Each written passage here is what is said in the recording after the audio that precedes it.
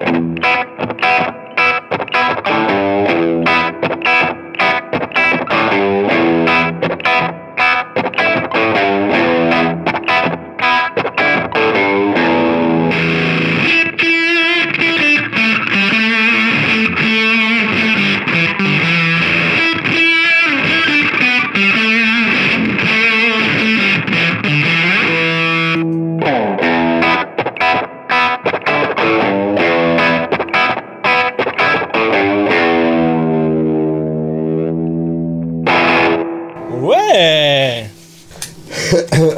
Oh, c'est pas la peine de l'éteindre, ça. Ouais, ça, même ça. Ouais, ça dépend des fous. En fait.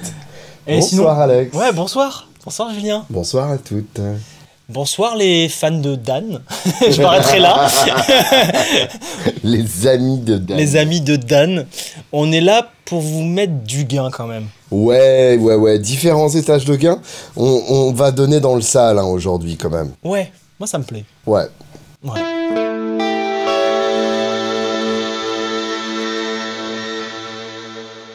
J'espère que tout va bien pour vous. Ouais. C'est une vidéo qui nous a été requestée à de nombreuses reprises. Requesté, ouais. Pour de vrai, parce que Ah oui, souvent oui, oui. c'est un peu une astuce de youtubeur. Genre on m'a beaucoup demandé. Oui, bon, il y a ta sœur qui t'a demandé. Ça, c'est une vidéo sponsorisée, voilà, quoi. Non, là c'est du pétage de câble de votre faute. C'est vous, hein. Oui, c'est Là, c'est essentiellement vous. Et c'est effectivement un tournage qui s'est décidé hier soir, Ouais, hier soir, donc. devant une pizza, avec de l'air conditionné, comme vous pouvez l'entendre dans ma voix. Bienvenue à Nice. Voilà. S'il n'y a pas de clim, tu meurs de chaud. Voilà. Et s'il y a de la clim, t'as un chaud-froid et tu meurs. Tu meurs d'autre chose. Oui, bon. La vie n'est pas parfaite, monsieur. Nous allons donc aujourd'hui nous pencher sur le cas de Dan Auerbach. Alors je sais pas comment on prononce ça bien, moi j'ai décidé que c'était Auerbach très bien comme ça. Auerbach, t'as dit Auerbach. Dan Auerbach. Auerbach. Moi je On m'appelle Bitoun, j'ai assez de merde c'est à bon. gérer comme ça déjà, donc c'est son problème. Et comme par hasard, c'est souvent une demande qui nous a été faite sous des vidéos consacrées à Jack White. Étonnamment. Comme si les White Stripes et les Black Keys, pour vous, c'était la même chose. Alors que non, ça n'a rien à voir.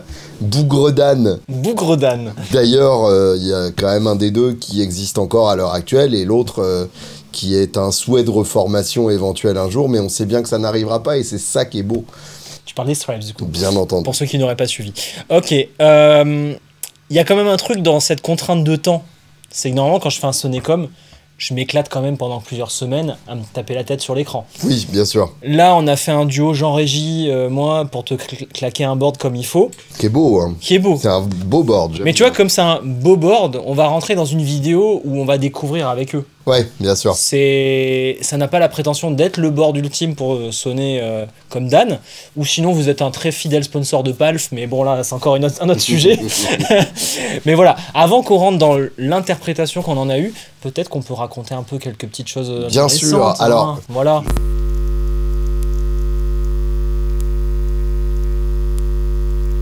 Je préface comme d'habitude, n'hésitez pas à me couvrir de merde, j'adore ça. Quoi ? De toute façon, je ne lis pas les commentaires, mais je connais pas bien les Black Keys. Voilà, je préfère préfacer comme ça. Je suis beaucoup moins fan des Black Keys que des White Stripes. Désolé, s'il fallait choisir une team. Est-ce qu'il fallait choisir ? Mais justement, je pense que non. Voilà. Je pense que les deux ont leur qualité propre et leur manière d'écrire bien à eux. Puis ça va te coûter 10 albums à écouter, ça va, tu peux le faire. Ou finalement. Finalement, tu vas y arriver. Non, mais il y a des albums des Black Keys que j'ai beaucoup écoutés. Bah oui. Qui sont d'ailleurs à peu près les mêmes que tout le monde et j'en suis absolument désolé. Je dois bien avouer que les plus récents, je me suis pas penché dessus en profondeur. Donc vraiment, n'hésitez pas à me couvrir de merde, je suis votre homme. L'histoire des Black Keys donc commence en 2001. Alors commence bien avant ça puisqu'en fait... Dan Auerbach. Et Patrick Carney, qui sont donc respectivement guitaristes, chanteurs et batteurs, sont des amis d'enfance. D'accord. Et le groupe CE2, tout simplement. C'est CE2 comme la classe. Ils se sont sûrement rencontrés au CE2. Oui. Ah, oh. Mais c'est aussi J'aurais dit E2. une pédale de chorus, mais bon, sinon... CE2W. Merci. Et donc, en 2001, ils décident de monter le groupe The Black Keys. Le principe est très simple. On n'aime pas les bassistes. Ça fait un mec en plus qui pète dans le van et qui a un ampli beaucoup trop gros par rapport à son utilité harmonique. Donc, on va s'en passer. Ils sortent leur premier album en 2002, The Big Come Up. Et dès le début, ils trichent. C'est-à-dire que c'est un groupe qui est un duo, mais en fait, dès le début, il y a quand même un troisième mec qui fait du moog. Il y a quand même Dan Auerbach qui rajoute de la basse par-dessus. Il y a des titres où il y a plusieurs couches de guitare superposées. Enfin, Il n'y a pas le choix en même temps. dès le début, c'est de la triche. Bah non. Bah, Non, comment non. tu fais avec juste. Bah justement, les c'est White ça qui est Stripes, beau. quoi. Même mais les il y White avait la basse Stripes. quand même. Même les Ouais, White il y avait la Stripes. basse. Non, t'as pas la basse dans les White Non, mais il Stripes. l'a fait quoi. Bah, il l'a fait sur un titre. si Oui, c'est à ça que voilà. tu penses. Non, mais tu vois, récemment, j'ai réécouté Seven Nation Army, Ouais. ce que je fais jamais parce que je l'ai beaucoup trop écouté dans ma vie. Et parfois pas de manière volontaire. Voilà, souvent. Et j'ai l'impression qu'il y a des attaques de B3 derrière de temps en temps. De temps en temps. J'aimerais bien avoir le parlait à Bill. multipiste là-dessus. On parlait à Je sais Bill, pas peut-être. si Bill sait, parce qu'il était pas dans Il l'équipe était à pas l'époque. là, ouais, Bon, il loin de là. Ouais, ouais. Non, ça a été enregistré à Thorax Studios à Londres sur Ah oui. bande. Donc, je sais pas si le multipiste existe quelque part, mais voilà, je pense qu'il y a des petites astuces comme ça. Donc fois. les meilleurs sont des tricheurs. Bon, Voilà, c'est connu. ça, faut retenir. Voilà, bon. Donc The Big Come Up, qui leur permet du coup de se faire voir et de signer avec le label Fat Possum Records. Alors, Fat Possum, c'est important, et pour moi, c'est ça qui fait la différence entre les Black Keys et les White Stripes. Ok. Les White Stripes, on est du côté garage de la force, Oui, clairement. alors que les Black Keys, on est plutôt du côté Delta Blues et Blues Roots de la force. Autrement Ouais, ouais. dit, Ouais. Je suis ok. Jack White, Détroit, Ouais. le Nord, on fabrique des voitures et tout. Ouais. Et eux, Mississippi. Ohio, Ohio. Oui, pardon. Mais oui. Akron dans l'Ohio, Bien sûr. qui est la capitale mondiale du caoutchouc. D'où le titre de leur album Rubber Factory, puisque là-bas, effectivement, il n'y a que des usines de caoutchouc. C'est génial. T'imagines qu'il y a des villes comme ça. Enfin, Mais oui, mais bien sûr. En tant que Français, je connais pas ça. Enfin, Ah, mais, tu me diras si, il y a eu tout ce qui était tissu, tout ça. Ouais, ou la vaisselle, la porcelaine à Sèvres. Ouais, mais c'était le passé, quoi. Les bêtises à Cambrai, tout ça, quoi. Non, ça existait. t'as des spécialisations comme ça. Ouais. Et donc, en termes de label, pour le coup, Fat Possum, c'est très important puisque c'est vraiment un label de blues roots de référence. Il y a des artistes comme Timo Delford, par exemple, qui sont vraiment un peu le direct héritage du Delta Blues sans être passé par le côté Chicago Blues, voire blues plus poli des années 80. Là, on est vraiment les pieds dans la merde. Et on y revient d'ailleurs, c'est un peu le thème secret de cette vidéo. Et donc pour le coup, Fat Possum, c'est vraiment le signe que les Black Keys ont eu cette reconnaissance aussi spécifiquement dans le monde du blues roots. Donc l'album qui sort chez Fat Possum, c'est Thick Freakness, c'est le bordel, en 2003, qui enfonce le clou dans la même direction que The Big Come Up. 2003, c'est important aussi, et c'est quelque chose que je tenais à raconter, Vas-y. puisque raconte. c'est l'année où Jamie Stillman devient leur tour manager. Scooker. Absolument. Jamie Stillman, qui est oui, un d'accord. musicien de Akron, Ohio, lui aussi, Bah oui, c'est ça, ouais. qui est dans le même milieu que les Black Keys, C'est fou. qui joue dans les mêmes clubs, etc. Et en 2003, son groupe précédent vient de se séparer et tout. Il cherche un taf, il sait pas quoi faire de sa vie. Il il traîne avec les Black Keys. Il leur propose d'être tour manager pour une date et puis finalement, ça devient pour plusieurs années. Et donc, en parallèle de son boulot de tour manager, il développe des pédales qui sont testées du coup pendant les concerts par Dan Auerbach. du coup, ceux d'entre vous qui s'y connaissent vraiment, faut quand même être geek en pédale boutique, savent que Jamie Stillman, c'est le fondateur de Earthquaker Devices, Alors, peut-être cofondateur avec Miss, je sais plus comment elle s'appelle. avec Julie Robbins, Exactement. qui est devenue la patronne. C'est la patronne, elle. Exactement. Peut-être cofondateur. D'où la présence de ces pédales-là sur notre board. Ouais. Et qu'elles sont jolies et tout, et c'est bien. Et qu'elles sont jolies, zai. Ouais. Et effectivement, donc, il y a un lien direct entre l'origine de Earthquaker Devices et la carrière des Black Keys. Et Earthquaker a toujours été suffisamment classe Ouais. pour ne pas tout le temps mettre ça en avant. Ouais. Et ça, je trouve ça vraiment classe de leur part, parce que ça pourrait être la marque des Black Keys. Après, je sais même pas si les Black Keys auraient été d'accord, mais c'est encore Oui, c'est encore un autre débat, ouais, c'est ça. Mais en tout cas, voilà, il y a un lien direct, et c'est pas par hasard qu'on a choisi ces pédales-là. Donc, Rubber Factory en 2004, et en 2006, Magic Potion. Alors, Magic Potion, c'est sans doute l'album des Black Keys que j'ai le plus écouté. Ah d'accord, bah c'est peut-être pas celui que j'ai le plus écouté. Non, mais c'est Ok. celui de la première période que j'ai le plus écouté, on va dire, qui est vraiment excellent. Ok. Et pour le coup, Magic Potion, c'est l'un de ceux où il triche le moins. C'est-à-dire que là, vraiment, on a la formule Brutale. sans basse, avec une seule guitare. Et ce qui est rigolo sur cet album, c'est que la plupart de l'ambiance est concentrée sur la voix plus que sur la guitare. Ok, je comprends. En fait, paradoxalement, la guitare est assez dry, très fuzzy évidemment. On s'y attend. Et la voix est extrêmement mouillée avec beaucoup de spring, beaucoup de slapback, etc. Ça c'est beau les voix comme ça. J'ai oublié de le préciser, mais Dan Auerbach est quand même ce qu'on appelle en langage technique un putain de chanteur de sa race. C'est très précis. C'est quelqu'un qui a un timbre absolument sublime, qui est capable de chanter n'importe quoi et de le faire sonner avec un côté soul vraiment magnifique. Et c'est d'ailleurs sans doute cette voix qui a sauvé les Black Keys de devenir un groupe de blues de plus et d'éviter le côté trop cliché que le style peut potentiellement véhiculer. En 2008, l'album qui va marquer la séparation dans les différentes époques des Black Keys, c'est Attack and Release. Ça c'est Jamie qui a trouvé le nom. C'est obligé que c'est Jamie qui a donné le nom. On sent le mec qui a bossé avec des compresseurs. Attack and Release, qui d'une part est le premier album enregistré dans un vrai studio, puisque jusque-là c'était vraiment enregistré à l'arrache dans leur local de répète, etc. Ce qui est cool. Ce qui est tout à fait dans l'esprit. C'est aussi un album où il y a plusieurs musiciens extérieurs, dont Marc Ribot. Marc Ribot, qui est quand même le meilleur guitariste que personne connaît de tous les temps, qui a notamment joué avec Tom Waits, qui a notamment joué avec Robert Plant et Alison Krauss, qui a joué avec John Zorn beaucoup aussi, et puis qui a une carrière solo absolument fabuleuse. Son groupe Les Ceramic Dogs, enfin il y a plein de trucs passionnants. C'est un guitariste bruitiste new-yorkais comme on les aime. Génial. Et c'est aussi le premier album avec le producteur Danger Mouse. Ok. Et ça, c'est très important, puisque c'est vraiment Danger Mouse qui va façonner le Black Keys moderne, qui va les pousser à composer de façon un peu différente, un peu plus pop, un peu plus tubesque, et les amener donc vers cette culture-là.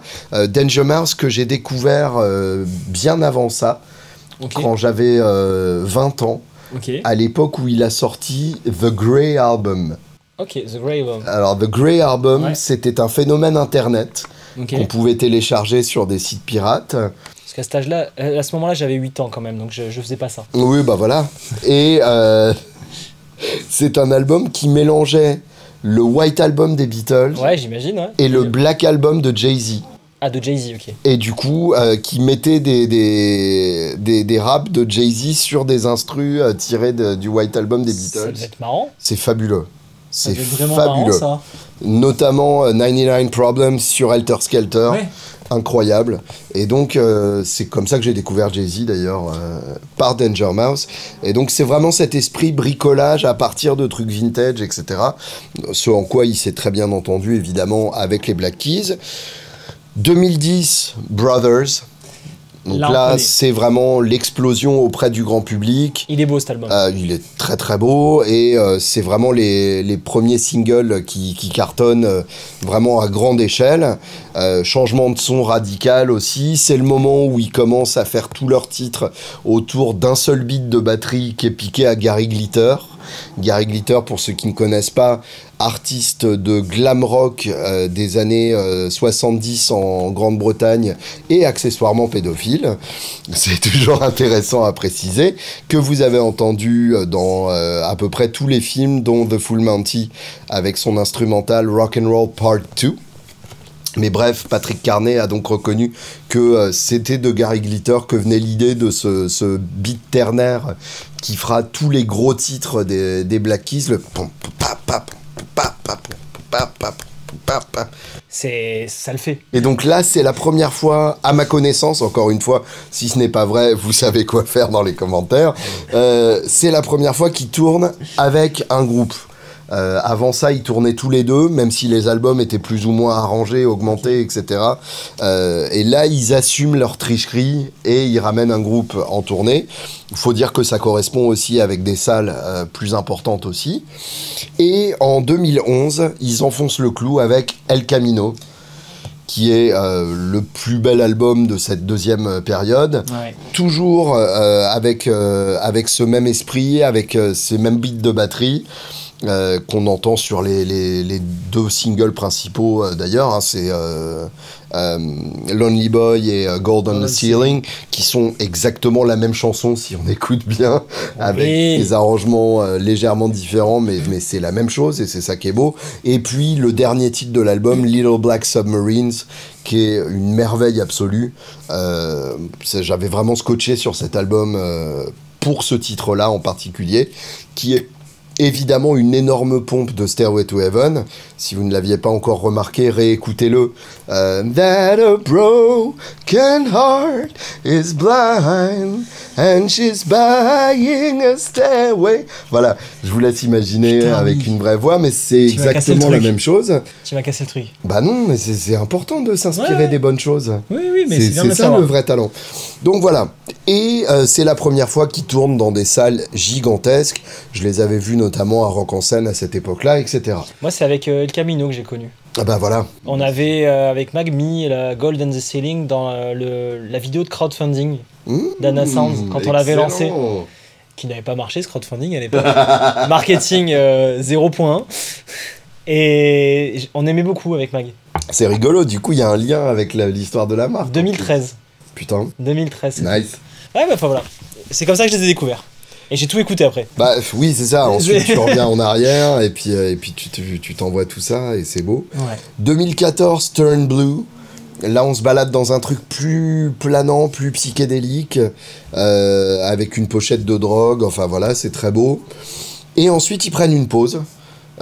J'imagine parce que ils ont un peu perdu leur chemin, peut-être parce que ils en peuvent plus tourner aussi, les tournées pharaoniques depuis le début quasiment, mais avec à chaque fois des salles de plus en plus grandes, en tête d'affiche de festivals où finalement ils ont pas grand chose à faire parce que le public connaît 2 titres et les vrais fans sont un peu noyés dans la masse à ce moment-là. Donc c'est à ce moment-là que Dan Auerbach commence à s'intéresser à des projets annexes. Il monte le groupe The Arcs, qui est un excellent groupe aussi que je vous conseille vivement d'écouter. Il y a 2 albums qui sont magnifiques. Il lance sa carrière solo. Et ces 2 albums solo sont absolument superbes aussi. Et il devient producteur pour d'autres artistes. D'accord. Il faut savoir que c'est vraiment un grand passionné de son. Ouais. De matos et de son, et ça va avec évidemment, et c'est pour ça qu'on est là aujourd'hui, qui produit des albums notamment pour Dr. John. Alors si vous ne connaissez pas Dr. John déjà, mais qu'est-ce que vous faites? Et Dr. John, donc sorcier vaudou de la Nouvelle-Orléans, fabuleux pianiste, chanteur incroyable, c'est le Charlie Couture américain, ou plutôt Charlie Couture et le Dr. John français.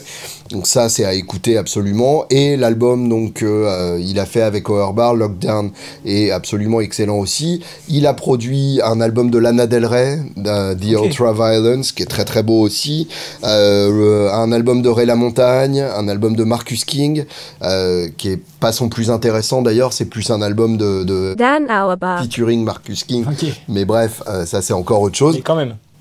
Mais quand même, et finalement donc ils reviennent en 2019 avec Let's Rock, et là depuis ils les ont enchaînés, mais je dois avouer que j'étais ailleurs à ce moment-là, et du coup je me suis pas penché sur ces albums. 2021 Delta Cream, 2022 Dropout Boogie, et 2024 Ohio Players en 2024, que j'ai pas encore écouté, mais dont j'imagine qu'il est très bien, puisque de toute façon à ce jour ils n'ont pas fait de mauvais albums. Moi j'ai écouté. Ça te va comme résumé ? C'est un beau résumé. Alors vas-y, qu'est-ce que t'en penses de Ohio Players ?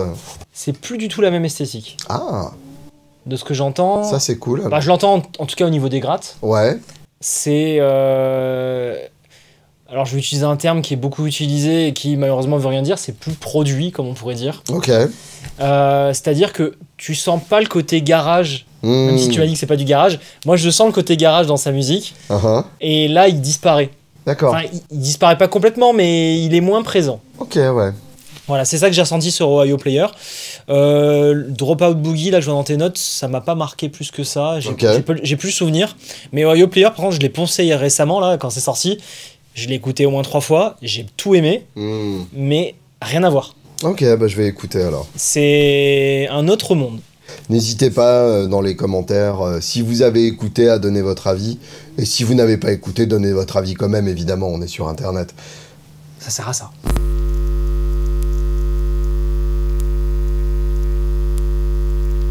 Donc, penchons-nous maintenant sur l'approche du matos. Ouais. Dan Auerbach. T'as noté des choses? Mais évidemment, j'ai ma petite... Non, parce que... Ouais, bien. Tu veux commencer par quoi? Bah, toujours l'ampli. Bah oui. Bah alors, l'ampli... Enfin, les amplis. L'ampli, c'est petit et c'est sale. Bah non. Vas-y. Pas que.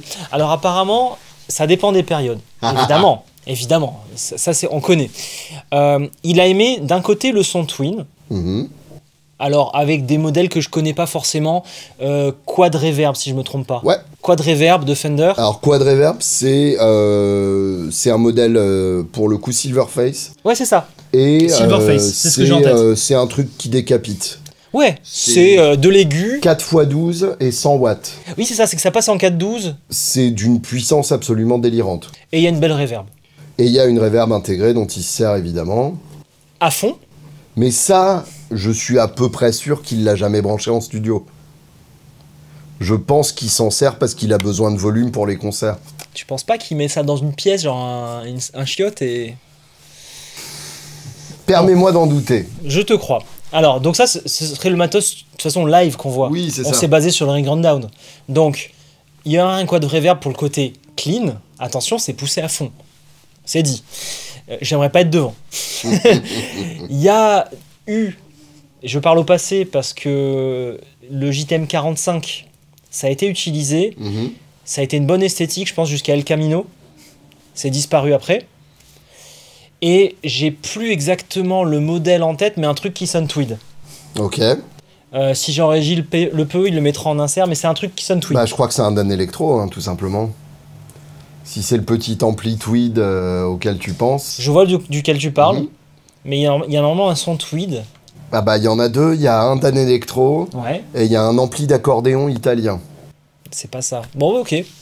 C'est pas ça. Mais oui, en Non, effet, il a joué sur Victoria aussi à un moment. Victoria. Si c'est à ça que tu penses. C'est à ça que je pensais, voilà, Victoria. Quand il m'a dit ça ce matin, Victory, t'es sûr, non? Ah non, Non, Victoria. non, Victoria. rien à Ouais. voir. Je connaissais pas, tu connais ça? Bah, Victoria, c'est une marque boutique spécialisée dans le tweed. En fait, leur référence, c'est la puissance et le nombre de haut-parleurs ou un truc comme ça. C'était ça. Il me Genre disait 110, que... 115, Ouais, c'est ça. et ainsi de suite. Ouais, Ouais. exactement, c'est ce qu'il m'a expliqué ce matin, Jean-Régis. Donc voilà, et après, en effet, il y a les Dan Electro qu'on voit souvent. Et pour moi, ça, c'est le centre du son. Auerbach. Parce que je pense qu'en studio, c'est vraiment ce grain-là qu'on retrouve avant tout. Alors, détrompe-toi. Détrompe-moi. Tu te rappelles les clips que je t'ai montrés de Jack White? Ouais.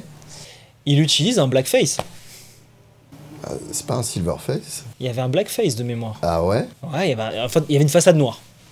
Je suis pas Et sûr. t'as entendu le son quand même? Comment Oui, il oui, sort bien bien, sûr. Ouais, il est ouais, c'est beau, sûr. il a du grain et tout.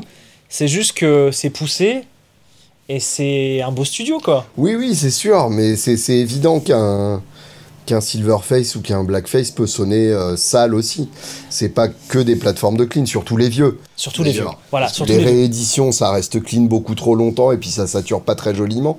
Mais un vieux Blackface, si vous le poussez, ça sature très joliment aussi. Tu veux qu'on crée une usine de vieillissement d'ampli Blackface? Putain, l'enfer. Genre, on prend une salle, on met des guitares en Larsen. Ouais, s'ils sont aussi fiables que les vieux, tu risques d'avoir pas mal de problèmes de SAVR. Mais ceux d'entre vous qui ont eu la chance de jouer sur un Deluxe ou un Princeton de milieu des années 60, à partir de 4 sur le volume, on est déjà en crunch. Et c'est un crunch qui est hyper intéressant. La lo-fi, c'est la vie. Ok. Mais moi, je pense quand même que on est toujours dans cette esthétique de petits amplis. Pour moi, Mais c'est pas vraiment, Queens. C'est pas Queens, c'est pas que de ça. c'est pas les Queens, non. Ouais, c'est pas Queens. Non, c'est d'autres petits amplis. Ouais. C'est pas des petits amplis maltraités à la fuzz ou Au cutter. ou mélangés avec d'autres sources. Là, c'est vraiment la source principale, c'est un petit ampli. Et c'est tous ces petits amplis des années 50-60 avec des circuits qui sont tous assez proches d'ailleurs des amplis Tweed.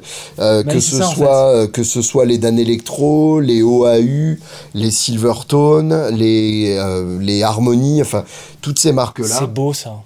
Bah oui, bien sûr. Il faut que t'arrêtes de me dire des mots comme ça là. Ça va pas. Ok, donc ça c'est les amplis. Alors parce qu'ils sont en parallèle, tout ça. Bien sûr, oui. Amusez-vous, hein. C'est toujours rigolo. Et puis alors, il y a 3 rig rundown sur premier guitare. À partir du deuxième, je crois qu'il doit dater de 2014, il s'amuse à faire une symétrie avec son mur d'ampli, en mettant les mêmes amplis exactement des deux côtés pour faire un fort. Enfin, on sent le mec qui a beaucoup trop d'argent et beaucoup trop de gens qui sont prêts à faire ce qu'il a envie de faire. Si on pouvait, on ferait tout ça, évidemment, quoi. C'est trop beau. Bah, il a pris son pied, quoi. Bah ouais, c'est ça. Ouais. J'espère qu'il a de bonnes protections auditives. C'est probable.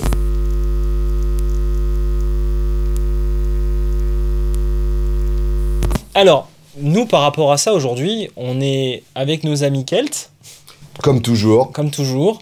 On a le Axel Bauer qui a le gain à 2 tiers, 3 quarts. Donc, ça mais donc toujours très clean. Bah, tu pourrais nous le faire écouter. Vas-y.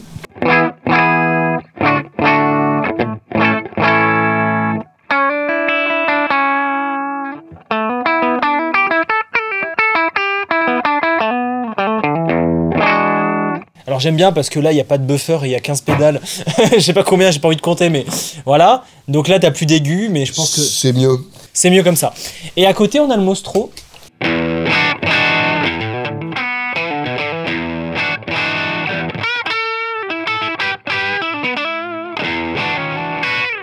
Donc le Mostro qui est là pour donner du gain, un peu de caractère JTM 45 dans l'idée, quoi. Qui donne de l'amour, tout simplement. Donne de l'amour. Mais déjà les deux en parallèle.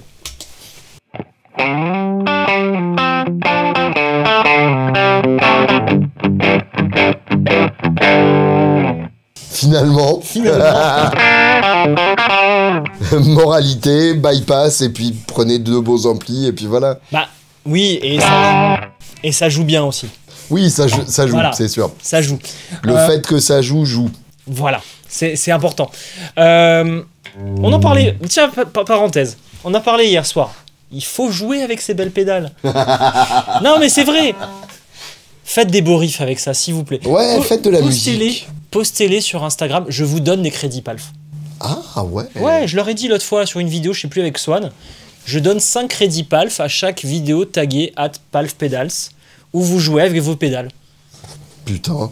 Bon, si vous le faites 100 fois, je vais le voir, hein, arrêtez. Tu sais, le mec 100 fois la même vidéo.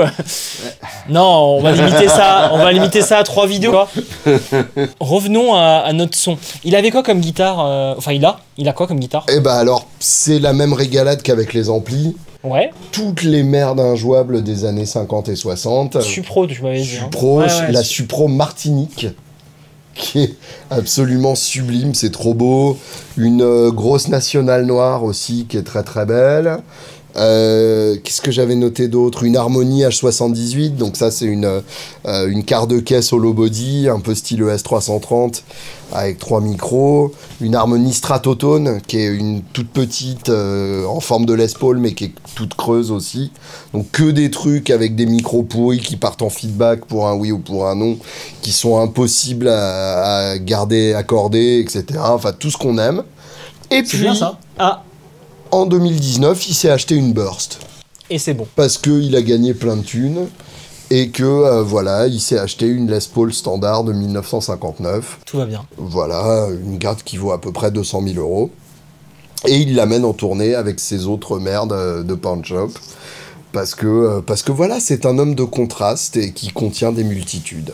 Moi, j'aime bien cette contradiction apparente. C'est beau. Ça me touche beaucoup. C'est beau. Vraiment beau. Alors, on va parler de ce qu'il utilise comme effet après. Ouais. Je te propose déjà de tester des amplis. Ah, ça Voilà. j'aime bien ton... Hein, tu mets ton petit tablier. T'es prêt à déguster ou pas? Ouais, grave.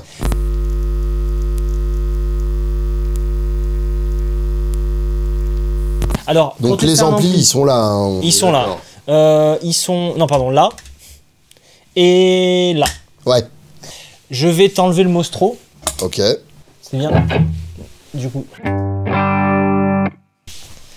Donc là, t'as pas le mostro. Bon, déjà...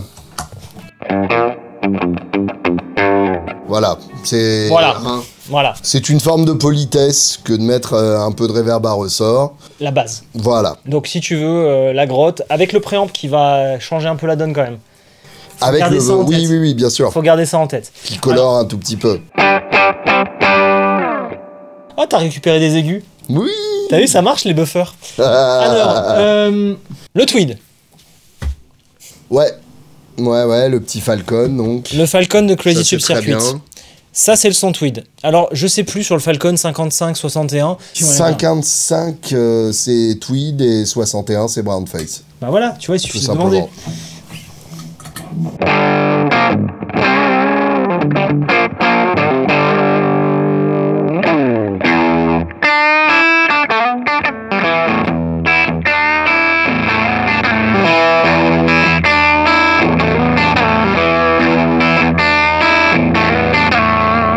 Alors, bien sûr, il y a le jeu qui joue énormément aussi. Évidemment. Ne vous redites pas cette phrase dans la tête parce que c'est horrible. T'inquiète pas, ça va aller. Le jeu de Dan est Auerbach. évidemment très particulier et je suis loin de pouvoir l'imiter. Il a ce côté un peu à la Billy Gibbons ou à la Fat Possum tout simplement, enfin à la Blues Roots, de laisser les notes résonner les unes avec les autres. Très peu de palm muting, très peu d'étouffé avec la main droite. C'est pas du tout cette esthétique-là. Et évidemment, quand ça envoie beaucoup d'attaques vers le bas, un côté très brut comme ça, qui n'est pas super évident à reproduire.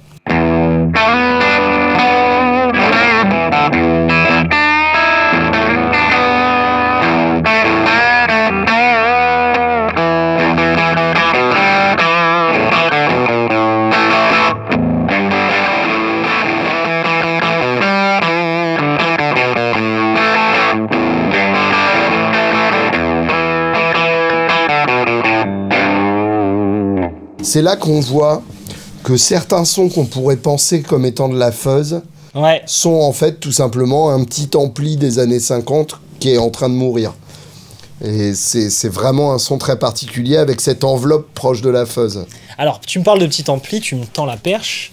La Small Speaker Overdrive Ah bah oui. de Ça, notre on aime ami bien, ça. David, The Greatest on FX. Ça, j'y crois pas mal. Oui, c'est J'ai probable. envie qu'on écoute ça. Vas-y.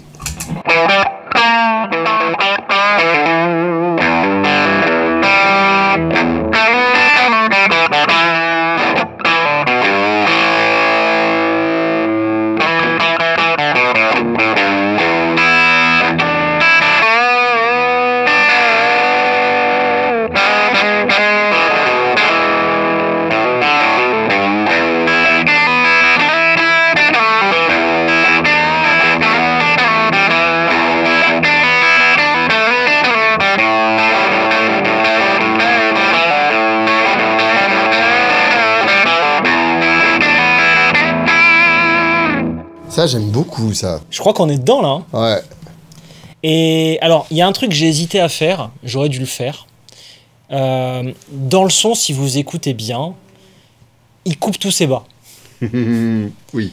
Il coupe tous ses bas parce que le bassiste qui n'était pas le bienvenu est finalement le bienvenu. Et ça joue grave quand c'est comme ça. Oui, oui, complètement. Mais finalement, on va pas le faire parce qu'on va jouer entre nous, là, c'est pas une bonne idée. Mais là, tu prends ça, t'enlèves encore plus de bas. Bah justement, déjà, t'as moins de graves là-dessus que sur la Falcon, Oui, où les graves sont quand même vraiment t'as un côté stéroïde. bien Remets un coup envahissants. dedans.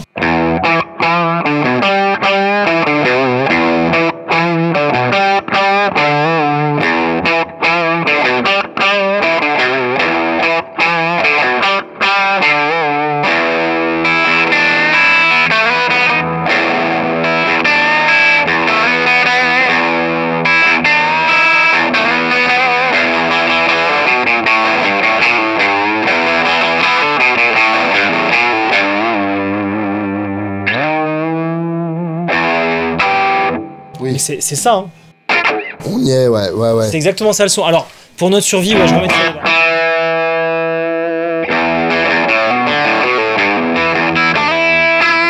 Ouais, comme ça, quand on est tout seul, c'est bien. Un peu moins de gain, fais voir.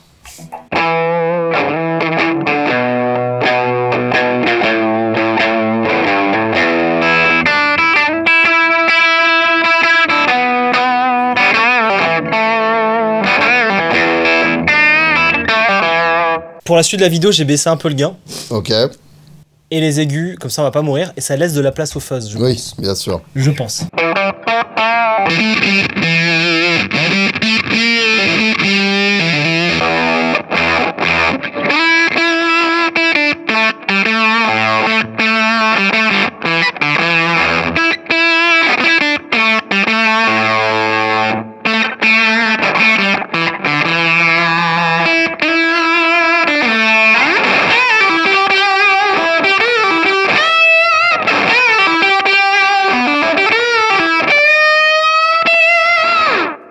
Bon voilà, on n'était pas censé parler de fuzz, mais c'est beau quand même. J'aime bien. Ouais, j'aime bien aussi. Bon, Ok, et donc il nous reste un petit ampli à écouter. dans l'esthétique du son qu'on recherche aujourd'hui, Bah oui, bien je pouvais sûr. pas passer à côté d'un Silvertone.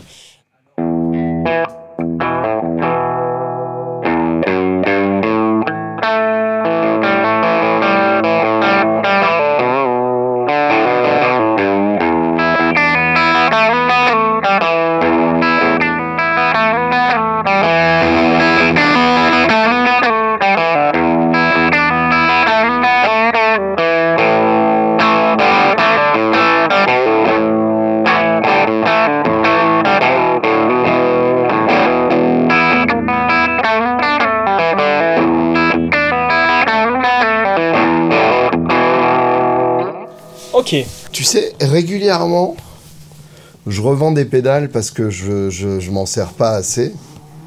Parce qu'au final, sur mon pédalboard, il y a essentiellement celle-là Oui. et un accordeur. Mais celle-là, j'aurais pas dû. elle est sympa. Très très sympa. Celle-là, je l'aime vraiment bien. Par contre, tu trouves pas que c'est celle qui se rapproche le moins du son qu'on recherche? Elle est plus ouverte. Elle est beaucoup plus flatteuse, je trouve. Et c'est pour ça qu'elle te plaît. Ah, je l'aime. Elle donne du grave. Vas-y, envoie-lui dedans un peu.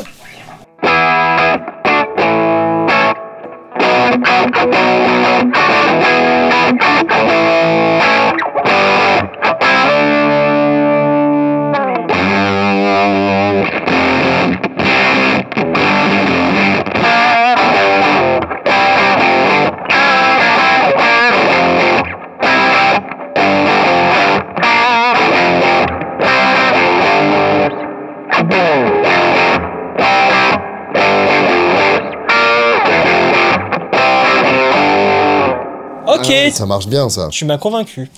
Ça marche bien. Il y a plus le côté marshallien. Oui.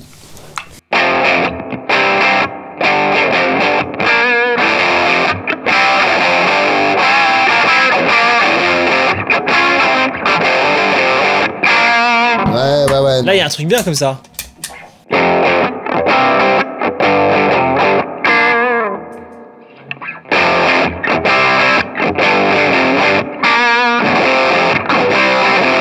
Là, c'est trop. Je pense qu'à partir du moment où on stack, on sera bien avec celle-là.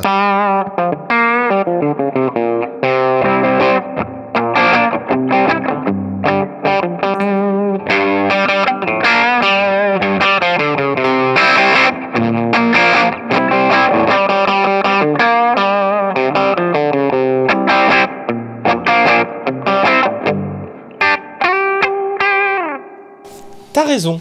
Moi j'aime bien. Hein. Ouais, t'as raison, c'est bien. Ouais. Ok. Des fois, tu vois. A priori, on resterait sur ces deux-là. Des fois, on fait des conneries. Hein. Ouais, bah, tu vas la racheter au prix fort maintenant, et puis voilà. C'est tout, c'est ça de revendre ces pédales. L'histoire de ma vie. Mais qu'est-ce que tu fous à revendre des pédales? T'en as peut-être trop, non? Ça s'accumule quand même assez vite. J'ai 2 tiroirs et les 2 tiroirs se remplissent quand même assez vite, malheureusement. Je me suis dit, on leur a quand même vendu pas mal de tape préamp. Ouais, c'est vrai. Et imagine, il a un truc Marshall. Parce qu'à chaque fois, on t'es sur des cleans. Oui. Tu vois où je veux en venir? Ok, vas-y.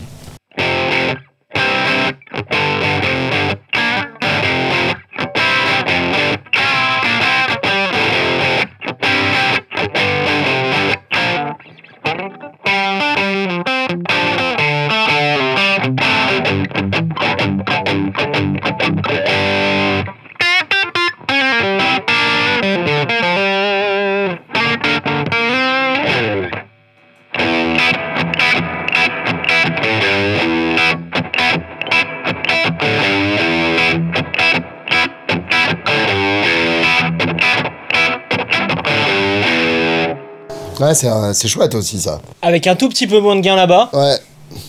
Je me disais que ça pouvait être le côté cradingue. Viens, je l'allume et je l'éteins.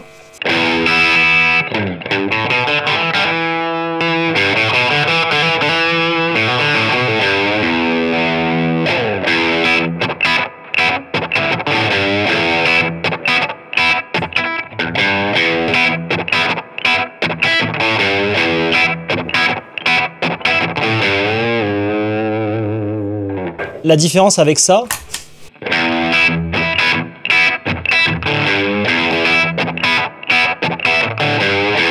plus ouvert la tape préamp. et tu peux couper les basses pour pas que ça bave là-dessus.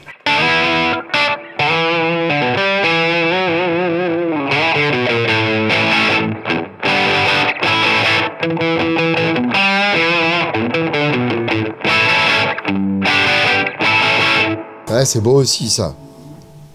Une option. Ouais. Je voulais leur en faire profiter ouais. parce que comme ils en ont déjà. Non mais c'est vrai, il faut aussi réutiliser les pédales que t'as déjà. On a déjà fait des vidéos sur le slapback, sur les amplis et tout, vintage. Le Marshall avait du gain, on est en front là, il n'y a rien dans la boucle. Oui. Quand t'as commencé à jouer, ça faisait wouh.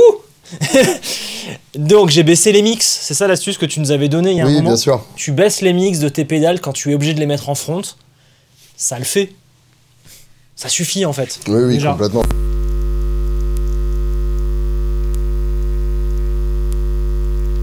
Donc, Ok. on a notre Twin 12. Et on notre a- small speaker. Ça fait l'ampli. Ouais, la grotte. La grotte, ça fait la reverb de l'ampli. Alors lui, pour le coup, il utilise à la fois la reverb de son quad reverb et une reverb unit de chez Premier, Ah, qui est ok. une marque de batterie, qui faisait aussi des amplis. Ok. Et évidemment, il y a du slapback partout. Oui, et ça, c'est un tube tape echo de Fulton. Alors, il y a ça, il a un Echo Maestro aussi d'époque. Et en spare, il a une Strymon parce que c'est ça. il veut pas être dans la merde. El Capistan, si jamais il y a des problèmes, c'est ça. Et c'est quasi systématique, le petit slapback qui va bien, en tout cas sur les albums récents.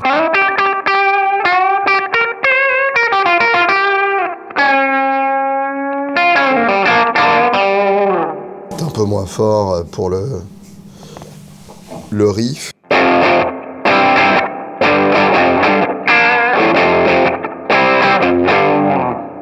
Fais voir.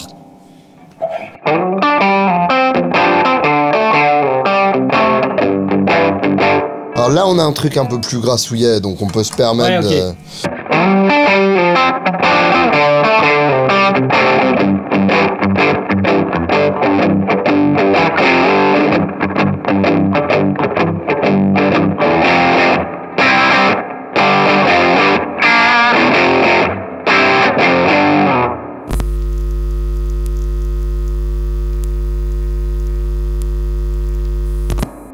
Oui, bah oui.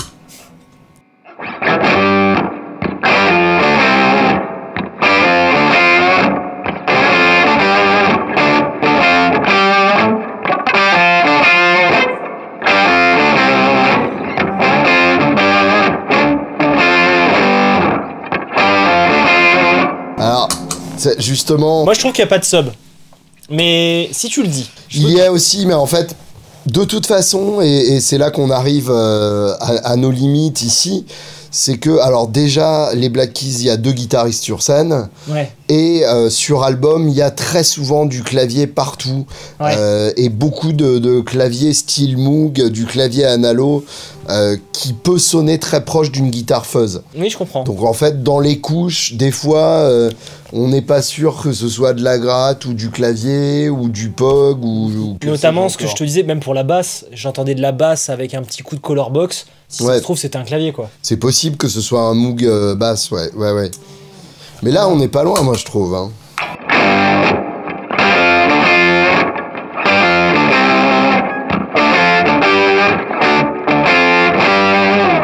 On y est, hein. Et après, donc...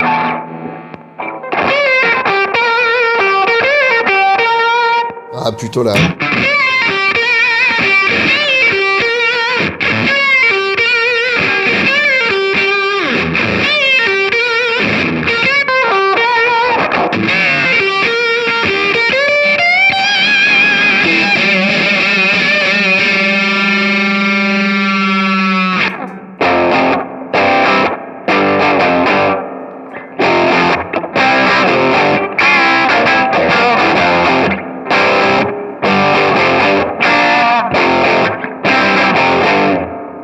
On y est, hein. Mais c'est clairement ton son, en fait, ça. Bah oui, Regarde. évidemment. Ça, c'est ton ampli. Mais Enfin, bien tes sûr, amplis. mais bien sûr. Ça, c'est ta Savage à donf. Ça, c'est ta Super Fuzz. Oui, mais bien sûr. Et voilà. Et la reverb, t'en as une autre lampe.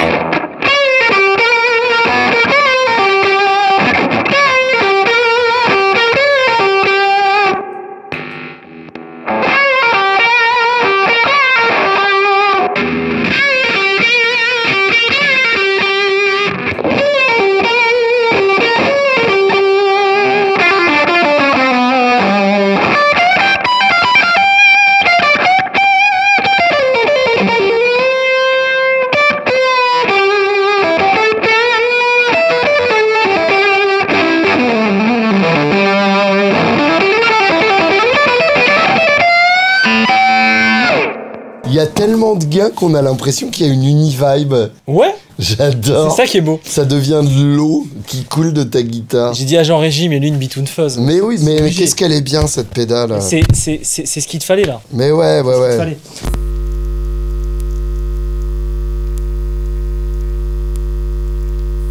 Donc lui, parce qu'il est con, il a pas de bitoon fuzz. Parce qu'il le sait pas encore. Mais c'est ça. Dan, enfin, Voilà. sois sérieux. C'est un fan de Super Fuzz. C'est l'un des rares musiciens qui utilise une Super Fuzz. La Super Fuzz, donc, ou la Companion Fuzz, selon les versions, qui est donc cette fuzz japonaise Ouais. de la fin des années 60, qui a fait sa première apparition dans la Psychedelic Machine de Cine, qui était donc cette boîte avec d'un côté une Univibe et de l'autre une Super Fuzz. Et ça. les deux effets à l'origine étaient allés ensemble. Bah, ils vont bien ensemble. Ils vont très bien ensemble. Donc, à partir de là. Alors, d'ailleurs, est-ce que c'est dans sa fuzz wah qu'il a la. C'est une Shin E, ça Oui, tout à fait. C'est là-dedans qu'il C'est retrouve une sa fuzz. Companion Fuzz dans sa Fuzz Wah. C'est ça, c'est une fuzz wah. Après, est-ce qu'il a aussi un truc comme ça tout seul, en standalone? Sûrement. Sûrement, hein. Il a une terminale, je crois, d'Earthquaker Device, qui doit être une variation de la Super Voilà. Fuzz. Il a une Hoof aussi, qui est une Big Muff. Il a une Big Muff Green Russian. C'est ce qu'on a vu, ouais. Voilà, il a Il aime les fuzzies. cette fuzz, et ils l'ont choisi selon les circonstances, parce qu'il peut, encore une fois. Et il a raison. Bah, c'est surtout très important. Bah oui, c'est ça. Là, à partir de ce moment-là, quand tu aimes ce son, si t'aimes pas les fuzz, t'es dans la merde quand même. Parce que c'est vraiment ce qui donne trop envie de jouer. Vas-y, on a écouté ces deux-là. Écoutons la Hoof, ce La qu'elle donne.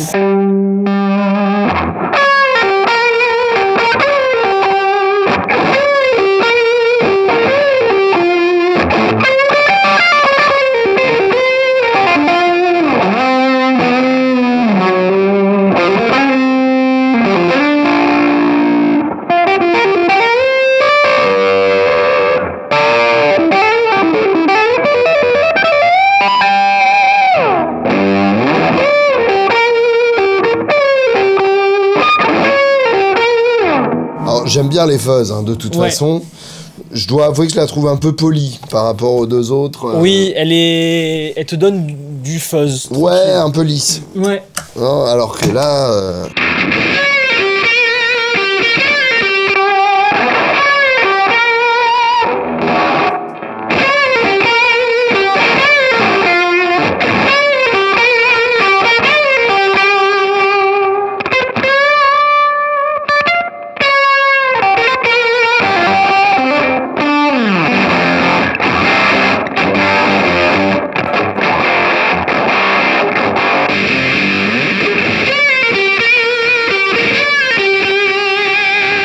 Alors tu sais que ça, on adore. tu sais qu'il a un truc de pervers avec sa super fuzz. C'est-à-dire... Il couple toujours avec sa super fuzz un EQ qui coupe les bas et qui met des médiums.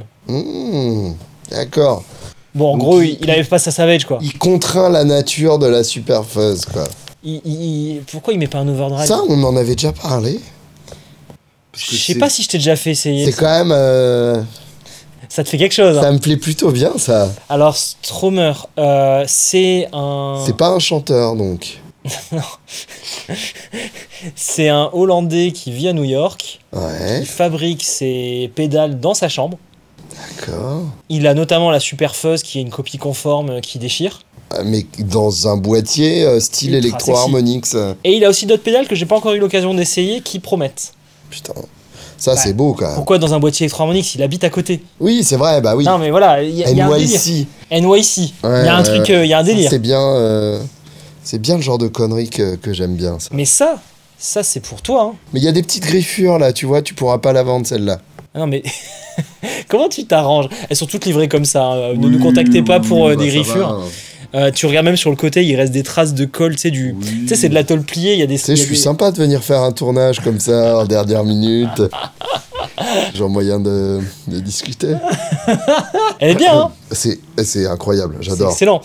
C'est d'accord que ça, c'est le son super fuzz qu'on aime. Oui, c'est ça, mais c'est celui-là. Ouais, c'est celui-là. C'est exactement celui-là. C'est celui-là. Donc, Stromer, je l'ai rentré il y a pas longtemps, sa marque. J'en suis très content. Ça, on aime bien, ouais. Ça, on aime bien, ouais. Je t'avoue que la ouf, c'est pareil, elle m'a pas fait un... Elle t'a pas fait un truc de ouf. Ouais, je l'ai pas faite, je me suis dit c'était trop facile, tu vois, voilà. Voilà, merci Julien. Merci Julien, merci de ton aide. J'hésitais à mettre une fausse face, tu vois, un peu en mode je baisse le volume. Ou une tone bender, tu vois, un truc comme ça. Ah, ça va. Avec ça, t'as pas besoin d'autre chose. En Là, vrai, là, tu on peux. a les- Tu peux caler une tone bender si t'en veux. Avec ces deux-là, franchement, on a les chevaliers du zodiaque, quoi. Bah, ils sont quand même plusieurs. Hein. Donc, Bon. ça, on a vu ce qu'on en faisait. Ouais, alors. Et ça, bah, c'est pour un riff. Oui, Voilà. oui, t'es d'accord. Vas-y. Non, même pas. Non. Même pas Juste ça. Non, non. Voilà. T'es prêt? Je suis prêt.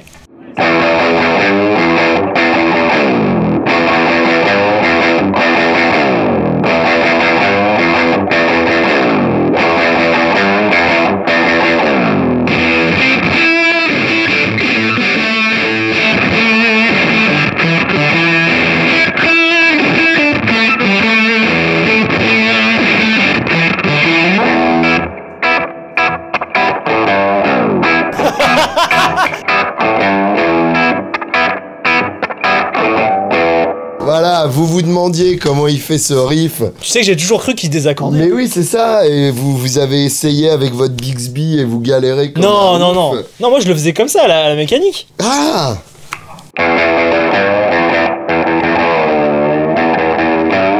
C'est hyper chiant. J'ai pas dit que La c'était tête bien. reverse en J'ai plus. pas dit que c'était. Moi je le faisais à la mécanique. Quel enfer. Ah oui, bah. Non, moi j'ai essayé au Bixby, ça marchait à peu près, mais voilà. Et alors le POG, c'est dans El Camino toujours, il me semble. Hein. Bah moi je l'entends sur Gold on the Ceiling, mais Ouais. c'est plus pour émuler les différentes couches. En fait, c'est ça. Je pense C'est pour ça lui, que. il en a même pas, ou il a une super octave, d'ailleurs je sais pas sur quoi il s'en sert. Mais en vrai, la plupart du temps, quand on entend un POG, c'est juste qu'il y a du clavier en plus, quoi. C'est ça. Et là, pour moi, c'était du plus. Juste, ça te permet d'avoir un peu plus de corps, quoi. Mhm. Ça peut être pratique. Et il y a un effet Ah oui, que je voulais pour un titre, un titre. qui est Howlin' For You, qui est le single sur Brothers. Ouais. Et donc t'as... En gros, donc t'as une Ouais. partie... Non, qui est Non, de... plus cool. Non, qui est de la fuzz extrême, mais très perçante. Beaucoup plus criarde que ça. Vas-y. Déjà là, peut-être. Voilà.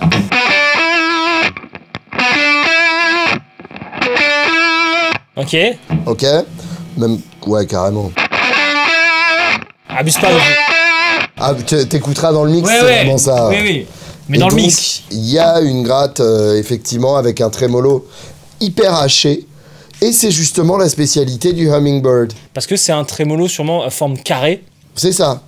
Et c'est ce qu'on veut. Enfin, sawtooth, donc c'est des... Ah non, Dancy. C'est des triangles, ouais, c'est ça. Dancy, c'est du triangle mais qui repart à zéro, tu vois. C'est ça. Voilà. En fait, ça monte progressivement puis ça repart à zéro Je direct. crois que c'est un trémolo qui est sur un vieil ampli Vox ou un truc comme ça. Oui, Et, oui. Regardez la description de JB. Et ils l'ont... Oui, toujours très bien écrit, on t'aime JB, en vrai. Et Hummingbird, donc évidemment, c'est un colibri. Oui, alors ça, je Et- savais pas, tu vois. Mais Bah, ok. C'est un colibri. Non, mais je connais pas le mot anglais du colibri. Un excuse-moi. colibri, Là, c'est- j'utilise mais une c'est fois. un modèle de chez Gibson. D'accord. D'où tu t'es pas renseigné, putain. Oui, ça je connais par contre. Euh, Mais je savais pas que ça voulait dire colibri. Mais enfin, mais Mais non, mais tu utilises ce mot pourquoi ça en voudrait français. dire autre chose? En français, tu utilises une fois tous les 3 ans. Alors, Un colibri. mais moi j'en parle tout le temps. Tu parles des colibris. Bah avec mon fils, on est passionné de colibri, on trouve ça incroyable. Oui, je veux Deux bien. particularités du colibri. Vas-y, putain. On Non, parle non. vraiment des colibris. Vas-y. Tu connais? Ah, c'est un oiseau. Oui, Oui, voilà, ça Mais- s'arrête là pour moi. pas que ça. Ah, Oh. ah mon bon Alexandre. Oh. Allez, même 3 particularités. Oh merde. D'une part, J'ai lancé. il va manger du nectar dans les fleurs avec sa trompe, C'est pris pour une abeille ou quoi? mais c'est un peu ça. Ok. D'autre part, il vole à l'envers. Le colibri vole à Il l'envers, s'est trompé de Alexandre. carrière, le gars, en C'est fait. fabuleux. Ok, d'accord. Et dernière chose qui justifie le nom de cette pédale, Bah, c'est la Gibson. c'est que il bat des ailes à une vitesse absolument hallucinante. Il a le record de vitesse de battement d'ailes pour un oiseau. D'où le côté trémolo choppy. Tu vois où je veux en venir? Voilà, ça on adore. Voilà, si vous cherchez un trémolo style ampli blackface, c'est pas ça. Là, on est dans le truc qui va vraiment hacher menu votre son. Même Tom Morello, il est pas prêt, quoi. Ouais, c'est ça.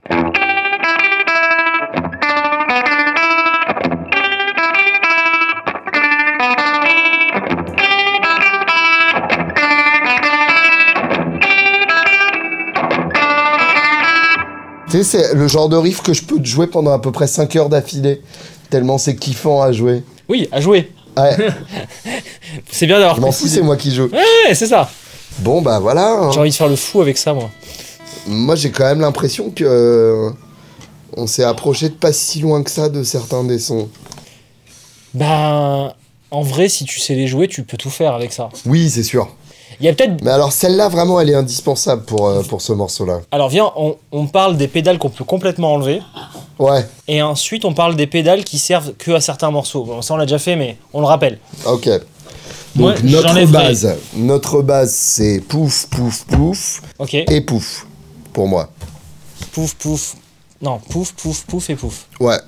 Ok. Je suis d'accord avec toi. Après, c'est des épices. Ok. Alors, les épices.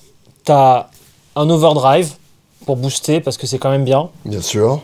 Ce qui correspond, en fait, à ces différents amplis au choix. Ou stacké, je sais pas ce qu'il en fait, ça le regarde. T'as changé d'ampli sur scène, parce que t'avais envie. Bien sûr. T'as besoin de faire le fou sur un morceau. Ça, c'est ça. Oui, Donc, on n'en parle c'est plus. une autre version. Ça nous a intéressé, mais c'était pas ce qu'on voulait. C'est ça.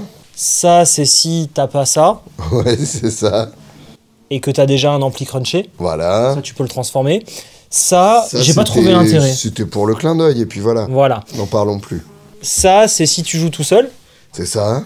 Et ça, c'est si tu veux faire la note. Voilà.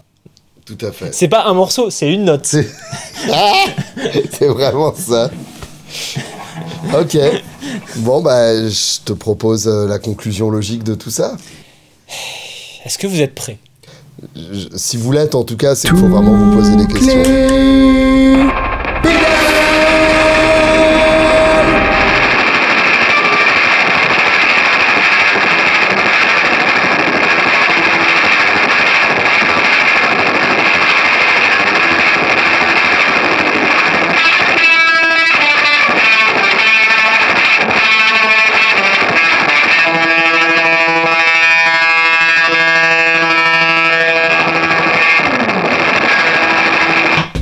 Merci l'accordeur. Voilà. T'as appuyé fort sur l'accordeur quand même. Il est possible que je l'ai cassé potentiellement.